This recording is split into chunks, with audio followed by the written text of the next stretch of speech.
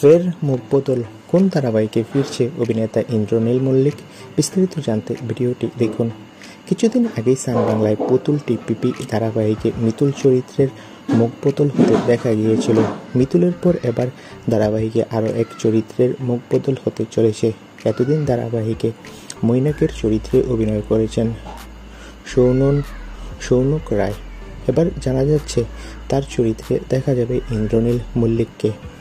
ইন্দ্রনীল মল্লিক ভীষণ খুশি এই ধারাবাহিকে ফেরাতে। তিনি বলেন, আমি সৌনকের চরিত্রে সুযোগ পেয়ে ভীষণ খুশি, আশা করছি নিজের সেরাটা দিব। তো বন্ধুরা, তোমরা কে কে খুশি ইন্দ্রনীল মল্লিক আবারও সিরিয়ালে ফেরাতে? কমেন্ট করে তোমাদের মতামতটি জানিয়ে দাও। আর আমাদের চ্যানেলটি সাবস্ক্রাইব করে পাশে থাকা বেল আইকনটি বাজিয়ে রাখো। ভিডিওটি দেখার জন্য সবাইকে অসংখ্য ধন্যবাদ।